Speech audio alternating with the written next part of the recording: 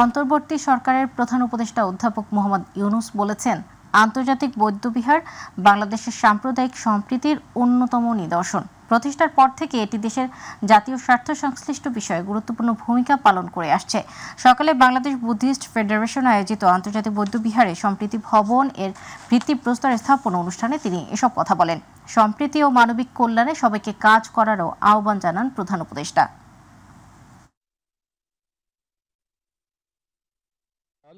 বাংলাদেশ ঢাকায় আন্তর্জাতিক বৌদ্ধবিহারে সম্প্রীতি ভবনের ভিত্তিপ্রস্তর স্থাপন করেছেন প্রধান উপদেষ্টা ডক্টর মোহাম্মদ ইউনূস। সকালে মেরুল বাড্ডায় আন্তর্জাতিক বৌদ্ধবিহারে বাংলাদেশ বুদ্ধিস্ট ফেডারেশনের সম্প্রীতি ভবনের ভিত্তিপ্রস্তর স্থাপন করেন তিনি।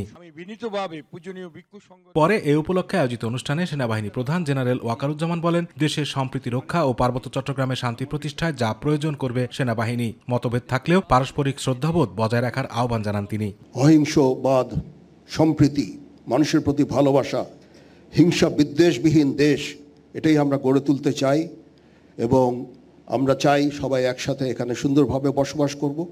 সেই উদ্দেশ্যেই আমরা সবসময় কাজ করে যাচ্ছি। অনুষ্ঠানে প্রধান অতিথির বক্তব্যে প্রধান উপদেষ্টা অধ্যাপক মোহাম্মদ ইউনূস বলেন, আন্তর্জাতিক বৌদ্ধবিহার বাংলাদেশের সাম্প্রদায়িক সম্প্রীতির এক অন্যতম নিদর্শন। প্রতিষ্ঠার পর থেকেই এটি বৌদ্ধ ধর্মাবলম্বী সহ বাংলাদেশের জাতীয় স্বার্থ সংশ্লিষ্ট বিষয়ে গুরুত্বপূর্ণ ভূমিকা পালন করে আসছে।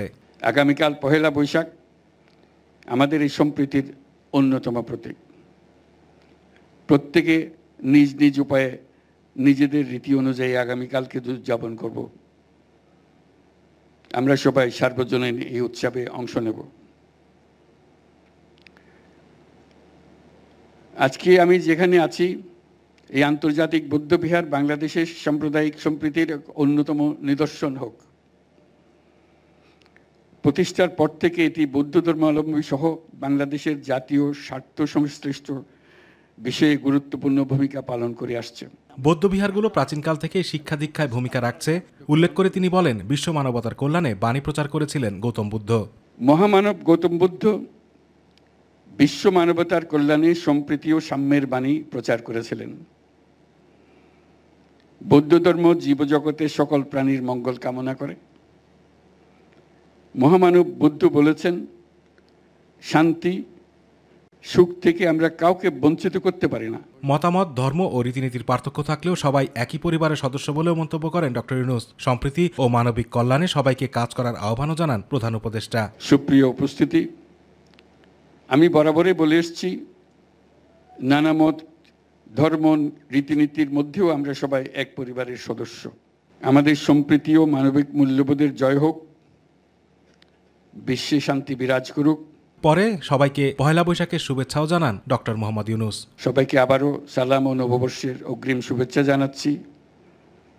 শুভ নববর্ষ। মহান আল্লাহ আমাদের সহায় হন।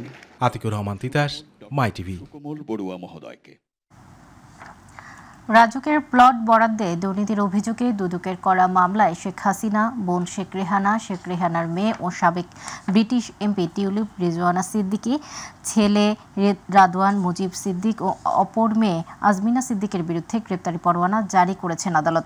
ঢাকার মেট্রোপলিটন সিনিয়র স্পেশাল জজ জাকির হোসেন কালিবের আদালত দুদকের দেয়া চার্জশিট আমলে গ্রহণ করেন। আসামিরা পলাতক থাকায় আদালত তাদের বিরুদ্ধে গ্রেপ্তারি পরোয়ানা জারি করেছেন। গত বৃহস্পতিবার শেখ রেহানা, তার মেয়ে সাইমা ওয়াজেদ পুতুল সহ 18 জনের বিরুদ্ধে গ্রেপ্তারি পরোয়ানা জারি করেন আদালত। আইন উপদেষ্টা ডক্টর আসিফ নজরুল বলেছেন, মাগুরার শিশু ধর্ষণ মামলার চার্জশিট আজই আদালতে দাখিল করা হবে। এর 90 দিনের মধ্যে বিচার সম্পন্ন করা হবে। সচিবালয়ে সাংবাদিকদের সাথে আলাপকালে এ কথা বলেন তিনি। আইন উপদেষ্টা বলেন, মডেল মেঘলা আলমকে স্বরাষ্ট্র মন্ত্রণালয়ে ডিটেনশন দিয়েছিল। তাকে যে প্রক্রিয়ায় গ্রেপ্তার করা হয়েছে তা সঠিক হয়নি। বাংলাদেশ থেকে $2 বিলিয়ন চুরি করার পরিকল্পনা করা হয়েছিল উল্লেখ করে তিনি বলেন, শেষ পর্যন্ত হ্যাকিংয়ের মাধ্যমে $88 মিলিয়ন চুরি করা হয়েছিল। বাংলাদেশকে অর্থনৈতিকভাবে পঙ্গু করার জন্য পরিকল্পনা হয়েছিল। এই পরিকল্পনায় জড়িতদের বিরুদ্ধে ব্যবস্থা নেওয়া হবে। 7184টি রাজনৈতিক হয়রানিমূলক মামলা প্রত্যাহার করতে আইন মন্ত্রণালয় সুপারিশ করেছে বলেও জানান তিনি। জঙ্গি সাজিয়ে গ্রেফতার করা জঙ্গি হতে এক না। যাদের বিরুদ্ধে ক্রেডিবল অভিযোগের ক্রেডিবল তথ্য প্রমাণ আছে তাদের ক্ষেত্রে জামিন দেওয়া হয়েছে কিনা সেটা আমাদের ধর্তব্য বিষয়। আমাদের একটা আছে, যেখানে আপনার ক্রেডিবল ইনফরমেশন আছে সেখানে আপনার আমাদের যেটা লক্ষ্য থাকে আর কি, কালেকটিভ লক্ষ্য, যেখানে ক্রেডিবল ইনফরমেশন আছে অপরাধ সংশ্লিষ্টতা বা জঙ্গি সংশ্লিষ্টতা, সন্ত্রাসী সংশ্লিষ্টতা, সেখানে আমরা মনে করি যে বিচারকরা তাদের বিচারিক বিবেচনা প্রয়োগ করে সিদ্ধান্ত নেবেন। ঢাকা বিশ্ববিদ্যালয়ের গ ইউনিটের ভর্তি পরীক্ষার ফলাফল প্রকাশের উপর হাইকোর্টের স্থগিতাদেশ। নতুন করে এমসিকিউ পরীক্ষা নিতে চায় ঢাকা বিশ্ববিদ্যালয় কর্তৃপক্ষ। রোববার তথ্য জানান আইনজীবী শিশির মনির। বিচারপতি রাজিক আল জলিল ও বিচারপতি তাবান্না রহমান খালিদের হাইকোর্ট বেঞ্চে এডিট আবেদনটি 146 নম্বর ক্রমিকে রয়েছে।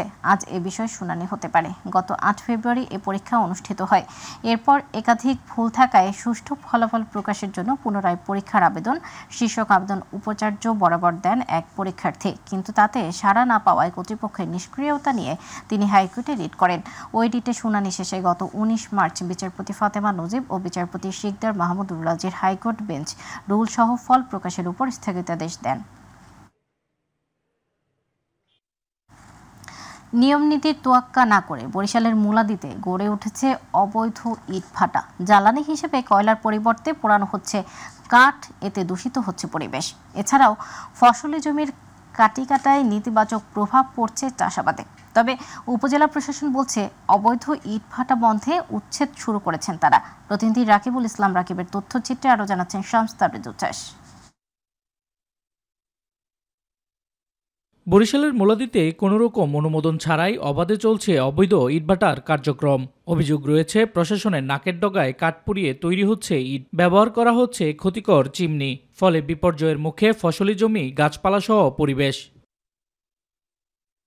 শুধু জ্বালানির ক্ষেত্রেই নয়, মাটি ব্যবহারেও হচ্ছে অনিয়ম। ফসলি জমির মাটি ব্যবহার করায় উর্বরতা নষ্ট হচ্ছে কৃষি জমির, এতে প্রভাব পড়েছে চাষাবাদে। আমাদের এলাকায় গাছ আর ফলাদি হয় না, এবং এই যে পাশে দেখেন এই যে সুপারি বাগান, এই সব নষ্ট হয়ে গেছে।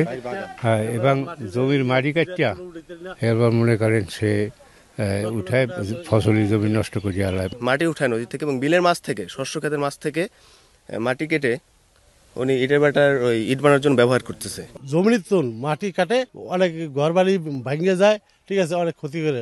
স্থানীয়দের অভিযোগ, প্রভাবশালীরা একের পর এক ইটভাটা গড়ে তুললেও নির্বিকার প্রশাসন। ইটভাটার বিষাক্ত কালো ধোঁয়ায় বিপন্ন হচ্ছে জীববৈচিত্র্য ও পরিবেশ। এই পরিস্থিতিতে স্বাস্থ্য ঝুঁকিতে বয়স্ক শিশুরা। আমাদের প্রত্যেকের শারীরিকভাবে মানুষ এই যে ধুলা ময়লায় প্রত্যেক শিশু, কচি কাঁচা বাচ্চা হইতে শুরু করে আমরা সবাই অসুস্থ হয়ে যাইতেছি। আপনি মনে করেন যে দেখাইতেছে যে আপনারা কাজ করতেছেন, একটু পর মনে করেন যে আপনারা চলে যাবেন, দেখবেন তো আবার এই যে সেই কাজ শুরু হবে। এই অভিযান করে কি লাভ? তবে অবৈধ ইটভাটা বন্ধে অভিযান অব্যাহত রয়েছে বলে জানান উপজেলা প্রশাসন। তবে নীরব ভূমিকায় পরিবেশ অধিদপ্তর। যেসব অবৈধ ইটভাটা আছে সেগুলোর বিরুদ্ধে আমরা অভিযান পরিচালনা করছি। আমাদের সাথে মোলাদি ফায়ার সার্ভিস, বাংলাদেশ পুলিশের মোলাদি থানা ইউনিট এবং সেই সাথে আনসারের প্রতিনিধি আছে। আমরা সকলে মিলে এই অবৈধ ইটভাটাগুলোর বিরুদ্ধে অভিযান পরিচালনা করছি। মুলাদি উপজেলার 26টি ইটভাটার মধ্যে অর্ধেকের বেশি অবৈধ। এইসব অবৈধ ইটভাটা বন্ধে আইনগত ব্যবস্থা নেওয়া হবে, এমনটাই প্রত্যাশা সচেতন মহলের। শামস তাবরেজ উচ্ছ্বাস, মাই টিভি নিউজ ডেস্ক। বাংলা নববর্ষ উপলক্ষে সারা দেশে নিরাপত্তা ব্যবস্থা গ্রহণ করা হয়েছে বলে জানিয়েছেন র্যাব মহাপরিচালক AKM শহীদুর রহমান। সকালে রমনা বটমূল সহ নববর্ষ উৎসবে র্যাবের নিরাপত্তা নিয়ে ব্রিফিংয়ে তিনি একথা বলেন। পরে ডিএমপি কমিশনার শেখ মোহাম্মদ সাজ্জাদ আলী জানান, বর্ষবরণ আনন্দ শোভাযাত্রায় মুখোশ পরে আসা যাবে না। এছাড়া শব্দ দূষণ হয় এমন বাঁশি বাজানো যাবে না বলেও জানান তিনি। নববর্ষ আমাদের জাতীয় জীবনে একটি গুরুত্বপূর্ণ অনুষ্ঠান। প্রতি বছরের মতো এবারও আমরা এই অনুষ্ঠানটি উৎসাহ, উদ্দীপনা, আনন্দঘন পরিবেশে উদযাপন করব। এই জন্য র্যাপিড অ্যাকশন ব্যাটালিয়ন ঢাকা সহ সারা বাংলাদেশে নিরাপত্তামূলক ব্যবস্থা গ্রহণ করেছে। আমাদের মোটরসাইকেল পেট্রোল, গাড়ি পেট্রোল, চেকপোস্ট, অবজারভেশন টাওয়ার এবং আমাদের গোয়েন্দা নজরদারি অব্যাহত আছে। আমরা 18,000 নিরাপত্তা কর্মী, পুলিশ অফিসার নিয়োগ করতেছি। সাথে র্যাব আছে, বাংলাদেশ আর্মি আছে, ATU আছে এবং অন্যান্য গোয়েন্দা সংস্থাও আমাদেরকে সাহায্য করতেছে। এখন পর্যন্ত কোথাও থেকে কোনো এরকম কোনো ঝুঁকির কথা আমাদেরকে জানানো হয় নাই। সো আমি তার ভিত্তিতে বলতে পারি যে এখন পর্যন্ত কোনো ঝুঁকি নেই। ইনশাআল্লাহ আমরা এটা সঠিকভাবে নিরাপত্তা দিয়ে কাজটি ঢাকা বিশ্ববিদ্যালয়কে সাহায্য করব এবং ওনারা কাজটি সঠিকভাবে সম্পন্ন করতে সক্ষম হবে। এ পর্যায়ে আমাদের কৃষি।